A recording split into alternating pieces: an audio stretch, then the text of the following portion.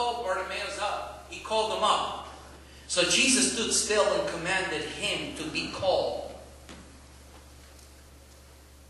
When someone is across the street and saying, hey man, can you spare some change? You either look away, pretend it's not you that he or she's talking to. Or you motion, you say, got nothing, gotta go. Notice that Jesus didn't shout back. When this man in need shouted, Jesus stopped. The words of the needy. Stop God's work in society for divine provision. So Jesus stopped. Jesus didn't shout back, hey man, come over here. Get over here. What do you need? No, Jesus commanded some people to go get him. Guess who were those people? The very same people that shouted him, that wanted him shut up. The very same people that wanted him quiet. Wanted Bartimaeus quiet are the same people that Jesus instructed to go get him.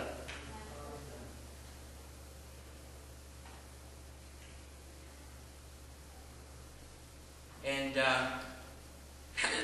I just imagine the story evolving. Maybe those that were shushing him, the loudest, maybe Jesus pointed to them, why don't you, do me a favor, why don't you go get that man over there? He's got something to say to me. And people maybe say, this is not my thing. Why do I have to do this? Why is it me that God is asking to do what I know I don't want to do? That's not my calling. That's not my ministry. I hope God is talking to somebody today. No, I'm not up to that.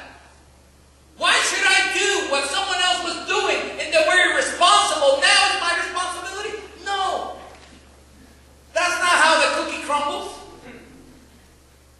Jesus said to those men, why don't you go get that man over there? Because he needs something to say to me and I need to say something back to him. So Jesus' followers had to go get this man. Remember, they had rebuked him. And I love this. They had gotten on his face to be quiet and not utter a word. Now, they had to get on his face and tell him, have good courage. He's calling you. Imagine what must have been stirring up within these people that were given the responsibility to go and call Bartimaeus. It meant they were charged to do completely the opposite of what had come out of their mouths initially. Imagine someone telling you, shut up, man. Why don't you be quiet? And then going back and say, you can say whatever you want. You're going to say, what? What are you on? And Jesus, I could just imagine, I see Jesus' rebuke to those that went over to Bartimaeus and tell him, you need to stay quiet. The rebuke that never speak too lightly about those who are in need. Don't be so quickly to discharge those that God has not discharged. Don't be so quick to assume we know what they need when we haven't heard them. Don't be so quick to judge who has the right to speak and who doesn't. Based on who pays their taxes. Based on what they drive or what they wear. Based on where they live. Who has shown, where does it say that in Christianity we ought to stagger or classify who has the right and who doesn't have the right? Because quite obviously Jesus said, he has the right to be heard.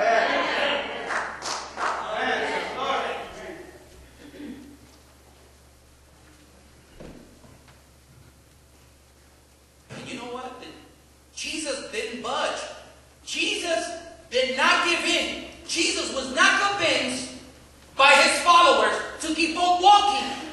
Jesus was not convinced. I don't know, the Bible doesn't say whether he was persuaded to keep on walking or not, or whether his disciples went up to him and said, why are you stopping, Jesus? We got to go. The sun, it's going to be almost sunset. We have no lights in the streets anymore. You know what happens after 6 o'clock in Los Angeles. We have got to go.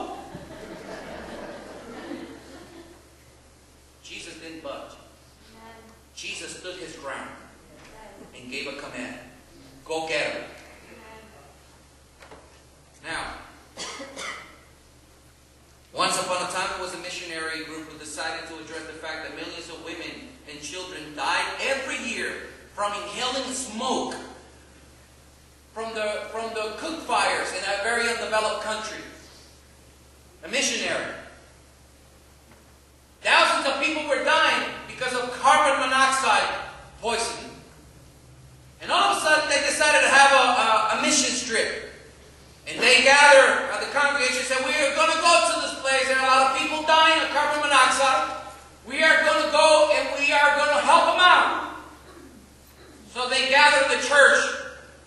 And every year children were dying from this. So they took it upon themselves to help the villagers out in that country. And they installed, listen to this, they installed aluminum wood-burning stoves with stove pipes that would take the carbon monoxide out of the house so people would not die.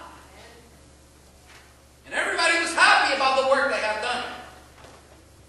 As soon as they turned around and went back home, 3 months later they found out that every single stovepipe, aluminum stovepipe they installed had been sold, had been uninstalled by the homeowner and sold as scrap metal in the black market.